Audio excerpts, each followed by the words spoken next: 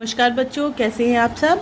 मैं आप सबकी हिंदी और संस्कृत ऑनलाइन शिक्षिका सुनीता झा एक बार फिर से आप सबके समक्ष हाजिर हूं। और आज मैं सीबीएसई के कक्षा 10वीं की संस्कृत के एक पाठ को पढ़ाने जा रही हूं, जिसका पुस्तक का नाम है श्रीमुषी। और ये द्वितीय भाग है 10वीं वर्ग के लिए संस्कृत पाठ्य पुस्तक। इससे हम लोग आज एक चैप्टर को पढ़ने वाले हैं। ये चैप्टर काफ़ी बड़ा है, तो निश्चित रूप से ये 2 वीडियो में जाएगा और मैं उम्मीद करती हूँ कि आप लोग दोनों वीडियो देखेंगे। और दूसरे वीडियो में मैं इस पाठ के प्रश्नोत्तर भी आप लोगों को समझाऊंगी, कैसे लिखना है। सिर्फ लिख करके नहीं दिखाऊंगी, बल्कि लिखने का तरीका भी समझाऊंगी आप लोगों को। और ये भी बताऊंगी कि आपको बहुत ज़्यादा याद करने की ज़रूरत नहीं पड़ेगी। किस तरह से अगर आप लिखते हैं या किस तरह से आप तैयारी करते हैं तो आपको बहुत ज़्यादा याद करने की ज़रूरत नहीं पड़ेगी। दूसरा, मैं अभी पाठ जब बताऊंगी, समझाऊंगी, तो साथ ही साथ कुछ शब्दों को लेकर के, जैसे संधि है, समास है, या कहीं कहीं जब जहाँ 2 शब्द जुड़े हुए हैं, या कहीं कहीं विभक्ति, वचन आदि के विषय में भी मैं आप लोगों को पाठ के साथ साथ पंक्तियों के साथ साथ बताते हुए चलूँगी। इसलिए मैं उम्मीद करती हूँ कि आप लोग थोड़ा सा ध्यान से इसको देखेंगे और समझने की कोशिश करेंगे, क्योंकि मैं सिर्फ कहानी नहीं बताऊंगी आपको। कहानी के साथ साथ हम लोग एक एक लाइन के साथ, एक एक पंक्ति के साथ जाएंगे। कहानी तो बड़ा आसान सा है, सिंपल सा है कि राम को अपने दोनों पुत्र मिलते हैं पहली बार, जिनके बारे में वो जानते नहीं हैं कि उन्हीं के बच्चे हैं। और दोनों पुत्र जो हैं, लव और कुश जो हैं, वो मिलने आए हैं। उनसे मिलने नहीं बल्कि रामायण कथा सुनाने, जिसे वाल्मीकि जी ने लिखा है। और लव कुश की आवाज़ में सुनने वाले हैं राम तथा अयोध्या के अन्य सभासद और प्रजाजन। तो इसी को किस प्रकार से शिशु लालनम, शिशु के प्रति प्रेम का जो भाव उत्पन्न होता है राम के द्वारा, उसको बताया गया है। और वैसे भी किसी भी बच्चे को देखकर उसके प्रति लोगों का मन थोड़ा सा ममता से भर ही जाता है। लोग थोड़ा सा प्रेम उसके प्रति उत्पन्न हो ही जाता है, चाहे उसकी बोली की वजह से, उसके सौंदर्य की वजह से, या उसके व्यवहार की वजह से। तो उसी शिशु लालनम को, यानी कि बच्चे के प्रति प्रेम जो है, उसको हम लोग पढ़ने वाले हैं अभी। ये आपके पाठ्य पुस्तक का 4था पाठ है, 4था पाठ है। और यहाँ शुरू किया गया है पाठ परिचय के साथ। तो पहले पाठ परिचय को देखते हैं। पाठ परिचय में बताया गया है, प्रस्तुतो अयम पाठः दिंग नाग विरचितः संस्कृतस्य प्रसिद्ध नाट्य ग्रंथः कुंदमाला इत्यस्य 5 अंकात् संपादनं कृत्वा संकलितो अस्ति। मैं अलग अलग करके आपको बोल रही हूँ ताकि पढ़ने में आपको आसानी हो, ताकि आप समझ सके कि शब्दों को अलग अलग करके पढ़ा कैसे जा सकता है। ठीक है, तो इस लाइन में बताया गया है कि प्रस्तुतो अयम, अयम मतलब यह। तो ये प्रस्तुत पाठ जो है वो दिंगनाग के द्वारा रचित है। लेखक का नाम है दिंगराज, जो नाटककार हैं उनका नाम है। और उनका नाट्य ग्रंथ जो है, बहुत प्रसिद्ध नाट्य ग्रंथ है जो संस्कृत का है, और उस नाट्य ग्रंथ का नाम है कुंदमाला। और ये पाठ त्यस्य यानी कुंदमाला के 5 अंकात, 5वें अंक से संपादित करके यहाँ पर संकलित किया गया है, यहाँ लिखा गया है। बच्चों ये ध्यान दीजिएगा, आप एग्ज़ाम में भी पेपर देख करके घबराइएगा नहीं कि ये अंग क्या है।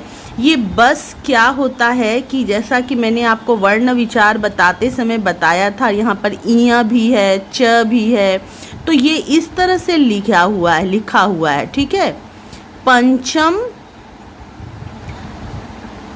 अंकात, ये अंक है। ठीक है, अंकात। मैंने आपको जैसे वर्ण विचार के समय बताया था कि जो 5वां अक्षर होता है, 5वां वर्ण होता है हर वर्ग का। जैसे क वर्ग का 5वां वर्ग है अंग, च वर्ग का 5वां वर्ग है इय, ट वर्ग का टवर्गी न, त वर्ग का न, प वर्ग का म। तो ये 5वां अक्षर जब आधा होता है तो इसी पंचमाक्षर को अनुस्वार के रूप में भी इस्तेमाल करते हैं। तो यहाँ पे आपको घबराने की ज़रूरत नहीं है। जब भी आप ऐसे देखते हैं कि अंग लिखा हुआ है, फिर इय में च जुड़ा हुआ है, कई बार आपको ऐसे लिखा हुआ दिख जाएगा, तो ये घबराने की बात नहीं है। ये अंग आधा है और ग पूरा है यहाँ पर, ठीक है। तो यहाँ पर हम सीधे ऐसे भी लिख सकते हैं, पंचमाक्षर या पंचमांक, पंचमांकात, ऐसे भी लिखा ये जा सकता है।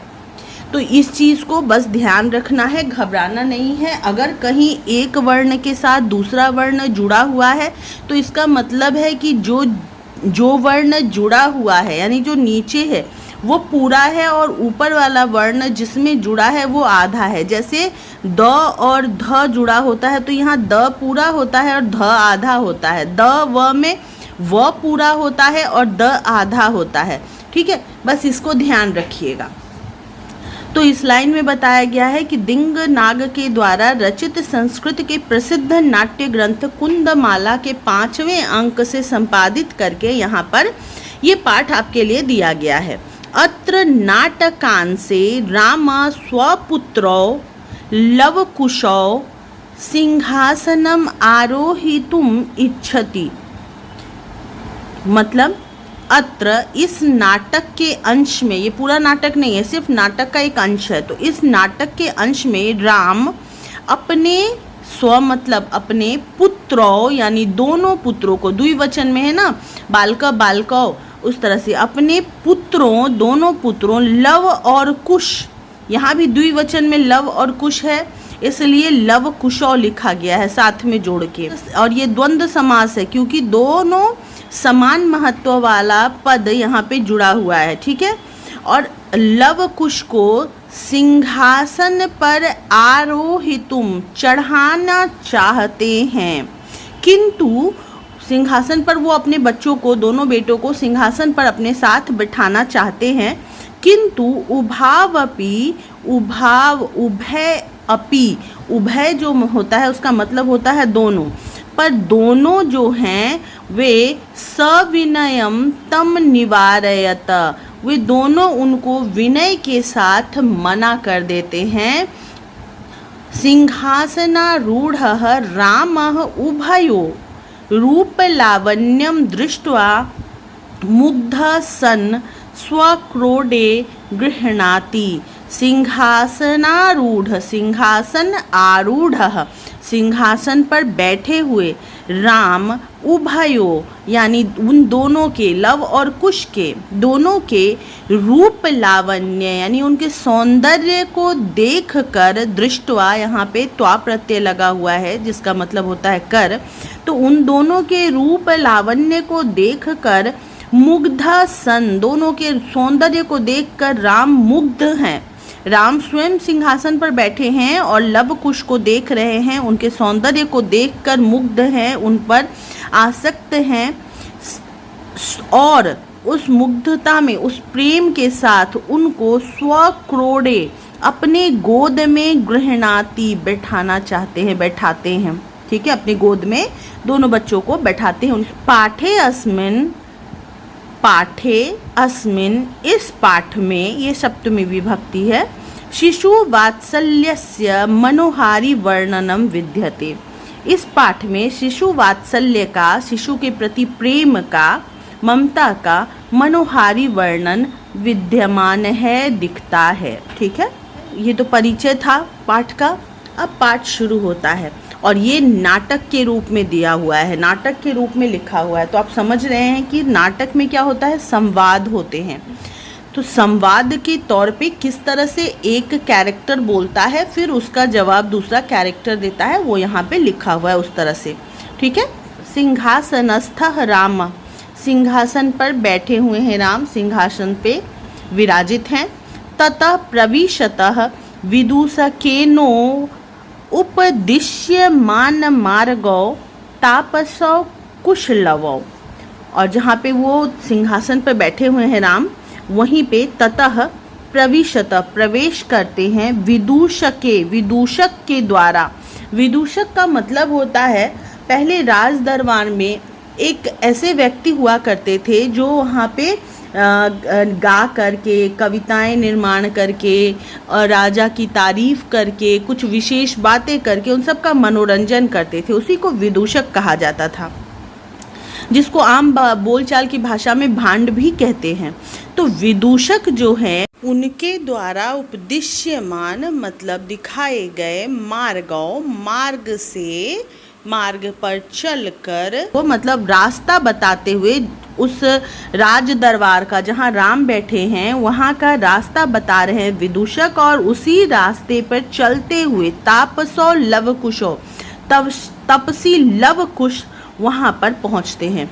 लवकुश तपसी इसलिए है क्योंकि उनका जन्म ही जंगल में हुआ है, वाल्मीकि के आश्रम में, क्योंकि सीता को निर्वासित कर दिया गया था, सीता को निकाल दिया गया था। सीता उस समय गर्भवती थी जब उनको निकाला गया था, और तो आश्रम में ही लवकुश का जन्म हुआ था और वो वहाँ पर महर्षि वाल्मीकि के साथ रहते थे। तो उन्हीं के द्वारा उनको पढ़ाया लिखाया जाता था और उन्हीं के द्वारा उनके रहन सहन का भी तरीका उनको सिखाया जाता था। इसलिए वो वन में रहते रहते, तपस्वियों के साथ रहते रहते तपस्वी जैसा ही आचरण करने लगे थे। तो अब यहाँ से डायलॉग शुरू होता है। विदूषका, विदूषक कहते हैं इता इता आर्यो, इधर से आइए आर्यो, यहाँ आइए।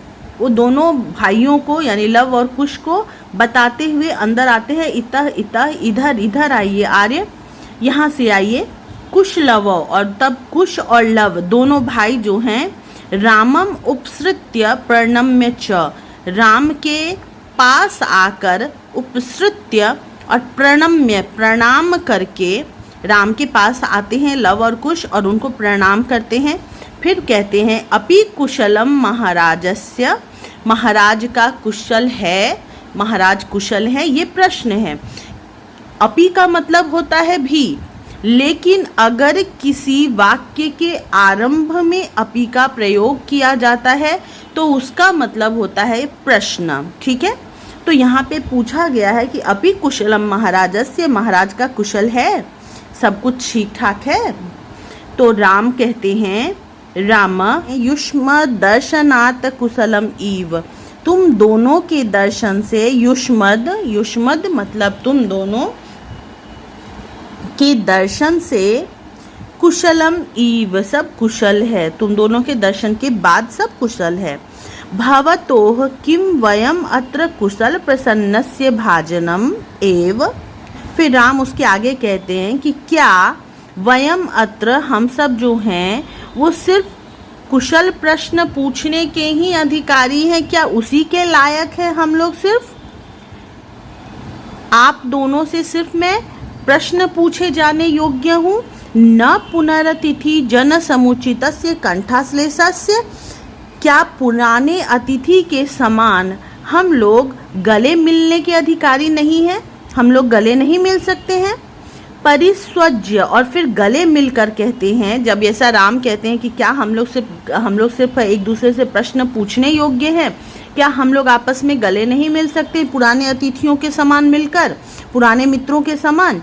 फिर तो लव और कुश उनसे गले मिलते हैं और गले मिलकर फिर राजा कहते हैं, राम कहते हैं परिस्वज्य यानी गले मिलकर, इसमें ल्यप प्रत्यय लगा हुआ है।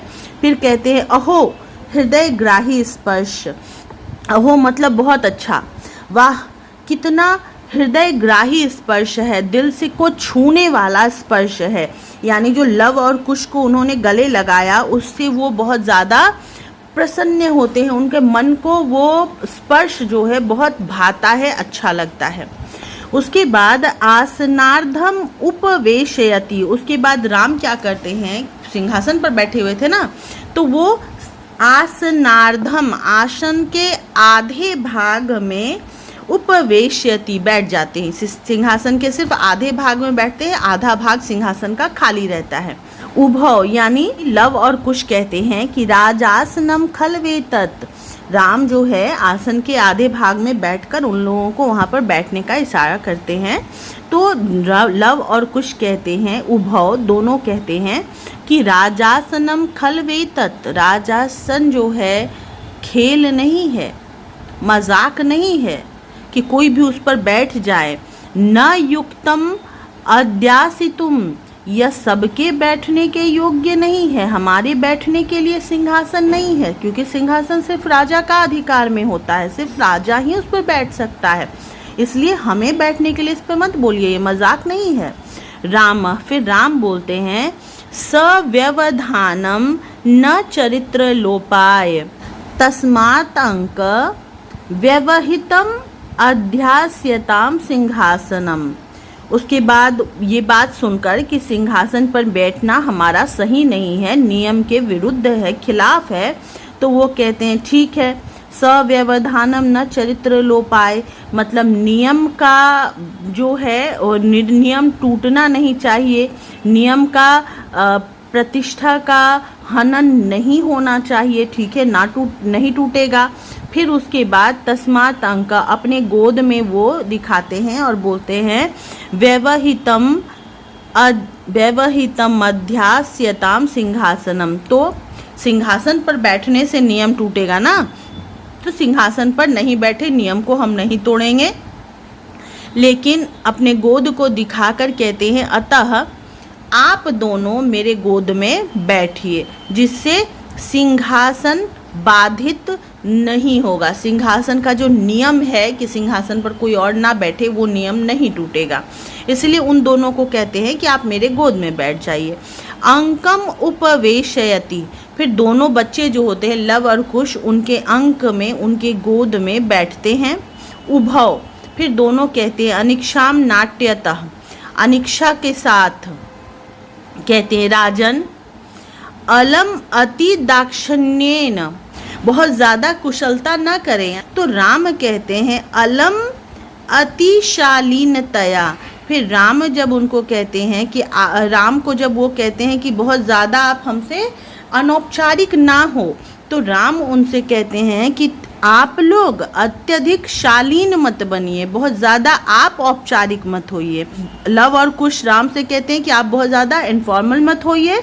फिर राम उनसे कहते हैं कि आप लोग बहुत ज़्यादा फॉर्मेलिटी मत कीजिए। तो राम और लव कुश दोनों अपने अपने बात को वहाँ पर रखते हैं, और राम जब ये बात कहते हैं कि ज़्यादा शालीनता करने की ज़रूरत नहीं है, ज़्यादा फॉर्मल होने की ज़रूरत नहीं है, उसके बाद एक श्लोक के द्वारा वो बताते हैं कि आप लोग के प्रति मेरा ये जो भाव है, ये कोई अनुचित भाव नहीं है, आप लोग के प्रति मेरा जो प्रेम है वो सामान्य है, इसलिए आप बहुत ज़्यादा फॉर्मल मत होइए, कुछ मैं आपके लिए विशेष नहीं कर रहा हूँ, ठीक है। उसके बाद कहते हैं भवती शिशु जनो वयो अनुरोधात गुण महताम अपि लालनीय एव, कहते हैं कि शिशु जन यानी कि बच्चे जो होते हैं, छोटे बच्चे जो होते हैं, वय अनुरोधात, वय मतलब उम्र के कारण, अपने छोटी उम्र के कारण, अपने व्यवहार के कारण, गुणम महताम अपि, गुण अपने गुणों के कारण, अपने व्यवहारों के कारण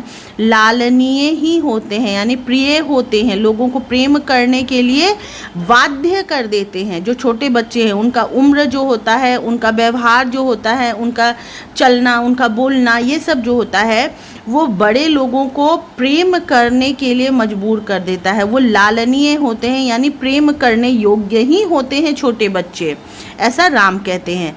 ब्रजति हिम करो अपि बाल भावात पशुपति मस्तक केतक अच्छदत्वम, मतलब वो कहते हैं कि हिमकर यानी कि चांद जो हैं वो भी बाल भाव के द्वारा ही, बाल भाव के कारण ही पशुपति यानी शिव के मस्तक पर उनका आभूषण बनकर केतकी फूल से आच्छादित होकर विराजमान होते हैं, सुशोभित होते हैं। मतलब शिव उनको प्रेम से ही अपने सर पर बिठा कर रखे हुए हैं, क्योंकि चांद को वो बच्चा के समान समझते हैं, और उनके बाल भाव को देखते हुए शिव ने उनको अपने माथा पर ग्रहण किया है।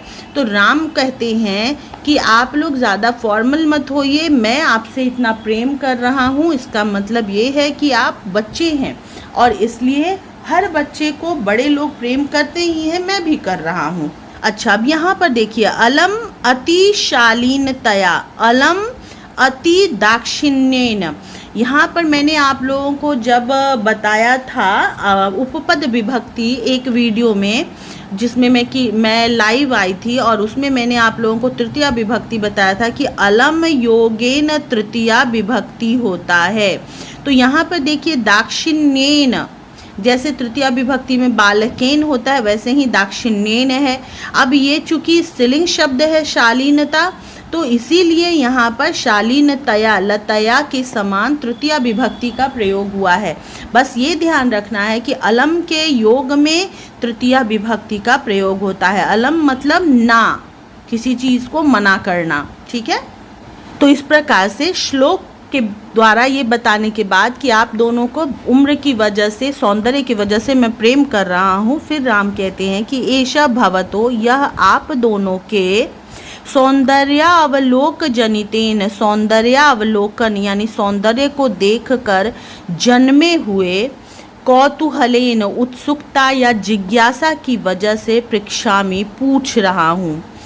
क्षत्रिय कुल पितामयोः, मतलब आपके पितामह क्षत्रिय कुल हैं या ब्राह्मण कुल के हैं।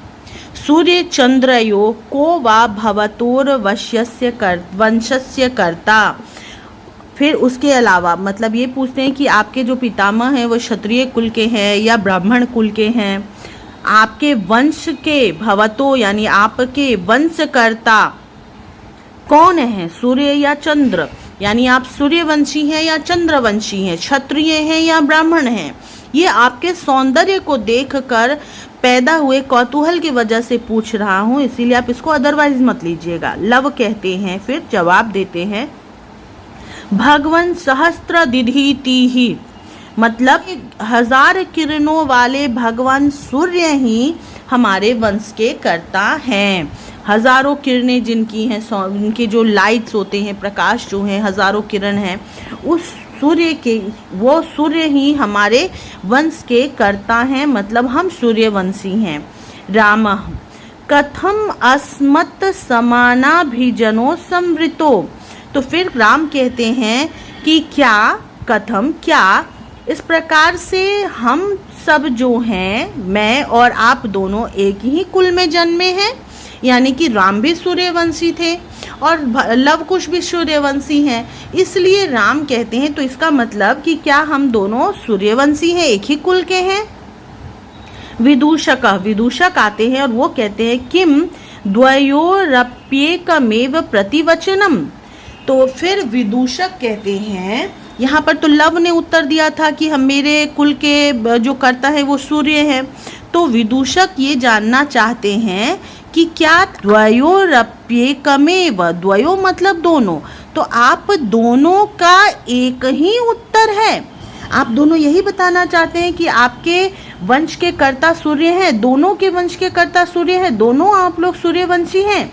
तो लव कहते हैं भ्रातरावाम सौदर्यो, मतलब हम दोनों भाई हैं, वो भी सहोदर, सौदर्यो मतलब सहोदर, हम दोनों सउदर यानी एक ही पेट से जन्मे हुए सहोदर भाई हैं। राम, फिर राम कहते हैं समरूपः शरीर सन्निवेशः, दोनों एक जैसे दिखते हो, शरीर भी एक जैसा है, मतलब लंबाई या उन दोनों का जो आकार प्रकार है एक जैसा है, देखने में बिल्कुल एक जैसा है।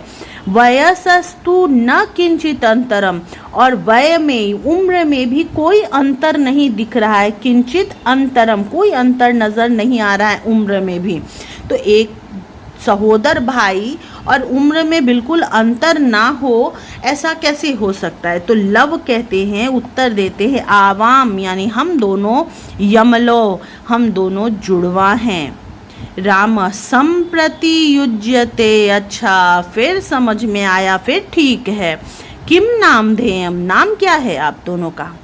फिर लव उत्तर देते हैं आर्यस्य वंदनायाम लव इत्यात्मानम श्रावयामि। मतलब आर्य की वंदना में यानी आर्य की सेवा में मैं अपना नाम लव बताता हूँ, श्रावयामी यानी सुनाता हूँ, बताता हूँ। कुशम निर्दिश्य, और जब अपना नाम बता देते हैं फिर उसके बाद कुश को दिखाते हैं। कुशम निर्दिश्य, निर्देश उसकी तरफ इशारा करके बोलते हैं। और आर्यो अपि गुरु चरण वंदनायाम, ये आर्य भी, आर्यो अपि ये आर्य भी गुरु चरण वंदनायाम, यानी कि आप जो हैं श्रेष्ठ हैं इसीलिए आप गुरु हैं, गुरु चरण की वंदना में ये आर्य भी। और इनकी बात को फिर कुश काट देते हैं। कुश कहते हैं अहम अपि कुशम इत्यात्मानम श्रावयामी, मैं भी अपना नाम कुश आपको बताता हूँ, सुनाता हूँ। ठीक है, तो दोनों भाई अपना नाम बड़ी इज्जत से, बड़ी प्रतिष्ठा के साथ, रिस्पेक्ट्स के साथ बताते हैं। आर्य की वंदना में या गुरुचरण की वंदना में इस तरह से करके बहुत रिस्पेक्ट से अपना नाम बताते हैं राम को। राम, फिर राम कहते अहो उदात्त रम्य समुदचार, मतलब कितना अधिक, कितना सुंदर शिष्टाचार है। उदात्त रम्य, बहुत अधिक, बहुत सुंदर, समुदाचार यानी सुंदर शिष्टाचार है, व्यवहार है आप दोनों का। किम नाम ध्येयो भवतोर गुरु, आप दोनों के गुरु का क्या नाम है। इतने शिष्टाचार से जब वो लोग बात करते हैं, इतने प्रेम से, इतने अच्छे से जो बात कर रहे हैं लव और कुश, उसको सुनकर राम प्रभावित होते हैं और उनसे उनके गुरु का नाम पूछते हैं। फिर लव कहते हैं ननु भगवान वाल्मीकि, निश्चित रूप से, ननु मतलब ये एक अव्यय शब्द है और इसका मतलब होता है निश्चित रूप से ही भगवान वाल्मीकि हमारे गुरु हैं। राम केन संबंधेन, किस संबंध से भगवान वाल्मीकि आपके गुरु हैं। क्योंकि पहले क्या होता था, जैसे कि कुल गुरु हैं इस संबंध से गुरु हो सकते हैं, या जैसे क्या बोलते हैं, कोई उपनयन के द्वारा उनके गुरु बने, गुरु उन्होंने दीक्षा दी है इसलिए गुरु हैं, या माता पिता के गुरु हैं, वही आप अगले वंश को भी पढ़ा रहे हैं, उस संबंध से गुरु हैं। तो राम जानना चाहते हैं कि किस संबंध से वाल्मीकि आपके गुरु हैं। तो लव कहते हैं उपनयनोपदेशेन, उपनयन संस्कार में उपदेश देने के द्वारा, उपदेश देने के संबंध से, क्योंकि उन्होंने हमें उपनयन संस्कार के समय दीक्षा दिया था इसलिए वे हमारे गुरु हैं। फिर राम कहते हैं राम अहम अत्र भवतोः जनकम नामतो वेदितुम इच्छामि, वेदितुम मतलब जानना। तो वो कहते हैं कि अहम अत्र, मैं अब आप दोनों के जनक यानी पिता का नाम जानना चाहता हूँ। उन दोनों से राम इतने प्रभावित हो जाते हैं कि उसके बारे में सब कुछ जानना चाहते हैं। तो अब वो कहते हैं कि मैं अब आप दोनों के पिता का नाम जानना चाहता हूँ। तो लव कहते हैं न ही जानाम्यस्य नामधेयम, हम लोग अपने जनक के, अपने पिता के नाम को नहीं जानते हैं। न कश्चिदस्मिन् तपोवने तस्य नाम व्यवहरति, तपोवने यानी वन में कोई भी, तस्मिन यानी उनका नाम, व्यवहार में नहीं लाता, कोई भी उनका नाम नहीं बोलता है, उनके पिता का नाम, इसलिए वो उनके अपने पिता का नाम नहीं जानते हैं। फिर राम कहते हैं राम अहो महात्म्यम, ये तो बड़ा आश्चर्य की बात है, बड़ी महिमा है, आश्चर्यजनक महिमा है। फिर कुश कहते हैं जानाम्य हम तस्य नाम ध्येयम, फिर कुश से रहा नहीं जाता है, वो तुरंत कहते हैं कि मैं जानता हूँ उनका नाम, तस्य मतलब उनका, मैं उनका नाम जानता हूँ। तो राम कहते हैं कथ्यताम, बोलो। कुशः निर्नुक्रोशो नाम, निर्नुक्रोशो मतलब निर्दयी, तो उनका नाम निर्दयी है। और फिर चुप हो जाते हैं। राम बोलते हैं वयस्य, अब ये राम जो हैं वो विदूषक से बात कर रहे हैं, वयस्य मतलब मित्र, वो लवकुश से बात ना करके विदूषक से बोल रहे हैं जो कि वहीं पे हैं अभी खड़े लवकुश को लाने के बाद। तो उनसे कह रहे हैं अपूर्वम खलु नाम ध्येयम, ये नाम तो बड़ा अपूर्व लग रहा है। अपने मित्र यानी कि विदूषक से कहते हैं कि ये तो बड़ा विचित्र नाम है, अपूर्व नाम है, ऐसा नाम तो कोई किसी का नहीं रखता। अपूर्व मतलब क्या होता है, जैसा पहले कभी ना हुआ हो। तो विदूषक बोलते हैं, विदूषक विचिन्त्य यानी विचार करके सोचते हुए बोलते हैं, एवं तावत पृच्छामि, तो मैं ये तुम दोनों से जानना चाहता हूँ, पूछना चाहता हूँ, निर्नुक्रोश इति कह एव भनति, भनति मतलब कौन बोलता है, निर्नुक्रोश ये शब्द ये नाम कौन बोलता है। कुश बोलते हैं, कुशः अम्बा मतलब माँ बोलती है ऐसा। विदूषकः किम कुपिता एव भनति, क्या कुपित होकर क्रोधित होकर ऐसा बोलती है। उत्त प्रकृति स्था अथवा स्वाभाविक रूप से वो बोलती है, जब वो गुस्सा होती हैं तब निर्नुक्रोश कहकर तुम्हारे पिता का नाम लेती हैं, या स्वाभाविक रूप से हमेशा, क्योंकि विदूषक बड़े हैं, लव कुश तो छोटे हैं, बच्चे हैं, वो तो जो सुनते हैं जानते हैं इसलिए बोल दिए। तो विदूषक जानना चाहते हैं असल बात क्या है, वो जानना चाहते हैं कि क्या गुस्से में उनकी किसी गलती की वजह से कोई निर्दयी उनको बोल रहा है या उनका नाम ही निर्दयी है। तो ऐसा नाम तो होता नहीं है, जनरली स्वाभाविक नहीं है, इसलिए वो उस बात को पूछते हैं विस्तार से तह तक जाने के लिए। तो कुशः कुश बोलते हैं, अद्य आवयोर बाल भाव जानितम, अद्य जब अब आवयो हम दोनों के बाल भाव जनित बचपने से पैदा हुआ, किंचित अविनयम कोई अविनम्रता या कोई गलती, पश्यति देखती है, तदा एवं अधिक्षिपति तभी ऐसा कहकर डांटती है, फटकारती है कि निर्नुक्रोशस्य पुत्रो, निर्दयी के पुत्रों, माँ चपलमिति, बदमाशी मत करो। मतलब कुछ कहते हैं कि जब वो हमारे बचपने यानी बाल भाव से पैदा हुए किसी बदमाशी को, अविनम्रता को, नटखटपन को, चंचलता को देखती है, तब ऐसा कहकर एवं मतलब ऐसा कहकर हमें डांटती है कि निर्नुक्रोश निर्दयी के पुत्रों, माम चपलमिति, बदमाशी मत करो, ये बदमाशी मत करो।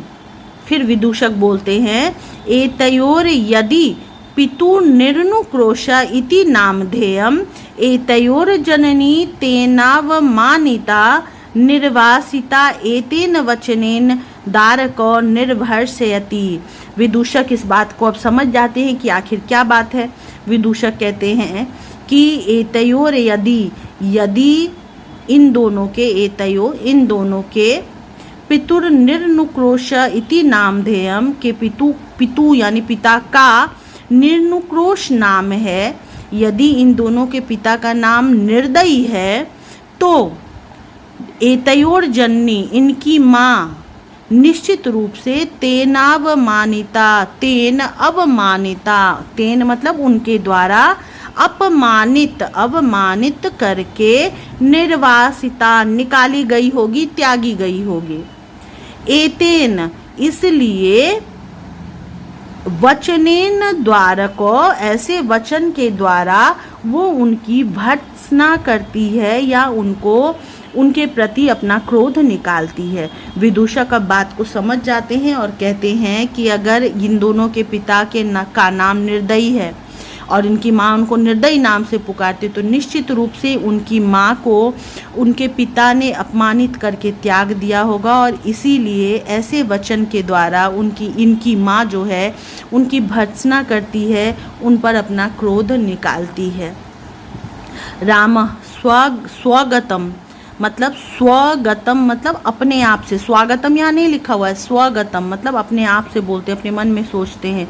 धिंग मामेवम भूतम सा तपस्वनी मत कृतेनापराधेन स्वापत्यमेवम अन्य युगर भैरक्षरेर निर्भर्ष्यति। मतलब वो कहते हैं, वो अपने मन में सोचते हैं कि मुझ पर धिक्कार है। धिंग मतलब धिक्कार, मामेव अभूतम, भूतम मतलब किया हुआ, तो मेरे द्वारा जो किया हुआ है, जो मैंने कर्म किया है, उसके लिए मुझ पर धिक्कार है। सा तपस्विनी, वह तपस्वी जो औरत है, जो इनकी माँ है, मत कृतेन, मेरे वजह से, मेरे द्वारा किए गए अपराध की वजह से, मत कृतेन अपराधेन, मेरे द्वारा किए हुए अपराध के वजह से, स्वपत्यमेवं, अपने पुत्रों को, अपने संतान को ही ऐसे दुर्वचनों से, बुरे अक्षरों से, बुरे शब्दों से डांटती है, फटकारती है, भर्त्सना करती है।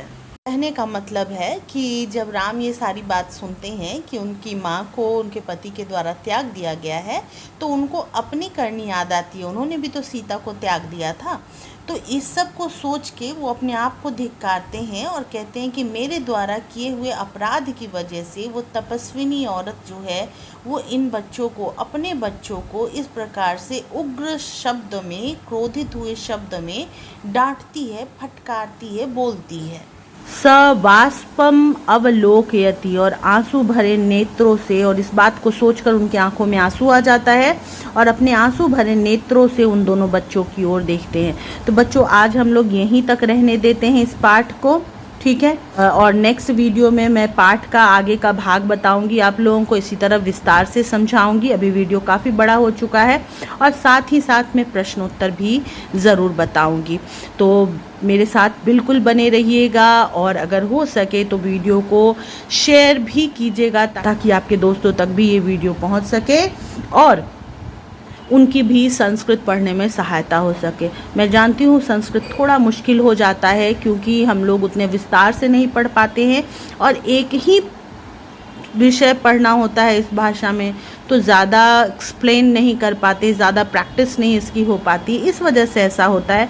लेकिन कोई मुश्किल बात नहीं है, अच्छी पढ़ाई हो जाएगी, अच्छे मार्क्स आ जाएंगे। बस आप लोगों को थोड़ा विस्तार से मेरे वीडियो को देखना है, समझना है। याद करने से बेहतर है कि समझें आप, और समझ जाएंगे तो याद अपने आप हो जाएगा। इसलिए मैं आपसे ये रिक्वेस्ट भी करती हूँ कि वीडियो को देखिए और शेयर कीजिए, सब्सक्राइब कीजिए, ठीक है।